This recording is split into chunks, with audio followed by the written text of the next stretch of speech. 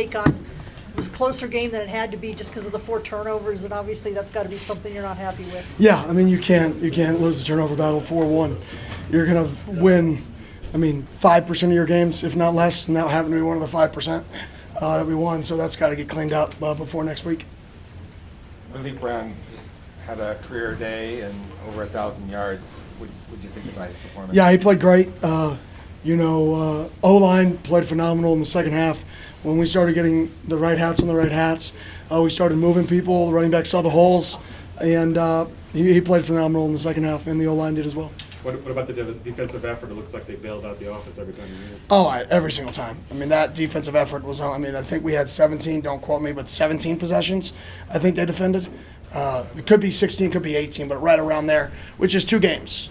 You defend 17 drives, you're defending, game in 3 quarters, and only give up 17 points and 300 roughly yards in a game in 3 quarters is phenomenal. So that defense definitely kept us in that thing.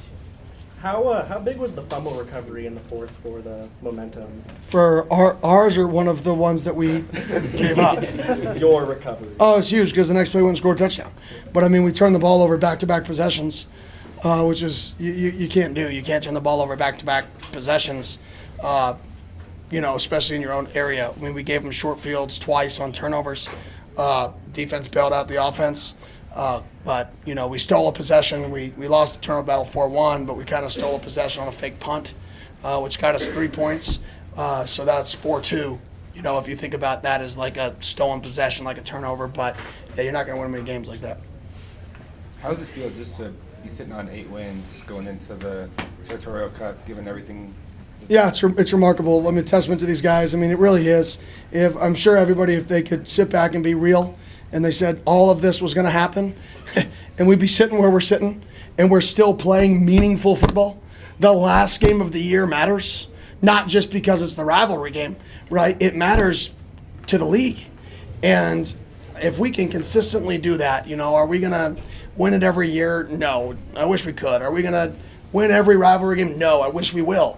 But if we can play meaningful football on the last Saturday every year, I think we're going to continue to sell out games, and if we continue to sell out games, we're going to continue to get more of investment from the university, and if we get more of investment from the university, we're going to continue to sell out games. And it's amazing that it's usually one of those things, what came first, the chicken or the egg?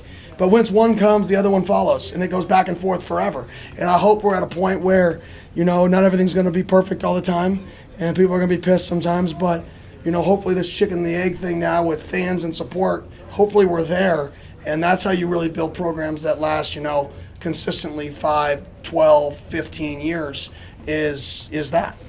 Coach, what was the difference between the first 3 quarters and the fourth quarter? Seemed the first 3 quarters, both teams evenly matched, and in the fourth quarter you seemed to just put it all together. Was there anything specific? No, we got in a rhythm with some of our gap scheme runs, which we hit some explosives on some gap schemes. We haven't been very good at gap early, this year. But we got in a rhythm with them. We hit some big ones. And obviously when you can run the football, the game is easy. You can run the ball and stop the run, you're going to win 90% of your games, if not more. And the second or the fourth quarter into the third, we really started to run the ball well and stop the run like we were on early downs. You guys went for 2 last week and did it again today, and that fake punt as well. What was the conversations with Coach Nudo about drawing up that play? Yeah, the fake punt is something that I thought was going to be open. Just watching how they aligned, I felt like we were going to, have a good advantage there. And I said, let's run it, because I thought it was going to be there. And we needed momentum. We had no momentum in the game. We needed a shot in the arm, and it was a shot in the arm. And then the going for 2 was, we were down 5 or up 5 at the time. I didn't want to go up 6. I wanted to be up 7. Some people will say you do that later in the game, and it's that fine line of do you do it to start the fourth quarter, do you do it in the third? Right now, to be honest, we're not scoring enough points for me to wait. If I would have known we would have scored another touchdown, I may have waited. But we're not consistent enough, or we haven't been up to that point after that. Ironically, we got a rhythm, but we hadn't been consistent enough for me to believe that we were going to get in the end zone again, so I wanted to make sure that we were up 7 or 5 and we could play the game from there. For obvious reasons, you kept Jordan on the pitch count. How do you think he did in limited snaps? Yeah, I thought he did good. He had a huge explosive play in the first quarter that, got us 3 points. And then I thought he gave him awesome. He gave a speech before the game, and it was super cool. I mean, all he talked about was this isn't about him, and it's not about. This is about the team. This is about the team playing their best football game. When you have a kid like that who's battling an injury, could shut it down, right? Say, I'm going to go be a first-round pick. And he says, nope, I want to come back for my teammates. And then I want to talk about how this isn't about me. This is about the team, and I wanted to come back to help our team win a football game. It just shows that we got really good kids. What did you envision him number of snaps played? What About was the 30 was the goal. I think we're right around there. We put him on a pitch count at 30. I think we stopped him at 30.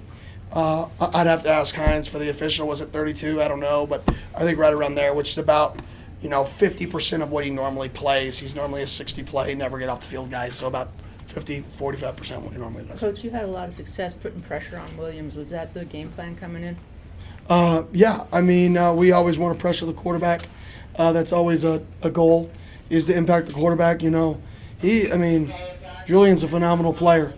He's an absolutely phenomenal player. His poise in the pocket for a freshman, his ability to extend plays, I was super impressed by him. Even locating the ball down the field on scramble drills, keeping his eyes down the field. A lot of young bucks can't do that. He did that, and I was super impressed by seeing him live. Coach, you came into this year talking about how you wanted to see more explosive plays from your offense. You got a few tonight. Just how have you seen that aspect progress for you guys this year? Yeah. Week 11. Better late than never. Hopefully we can build on that going into next week because, they're playing really, really, really good football. Really good football. I mean, they're probably one of the best teams in our league right now.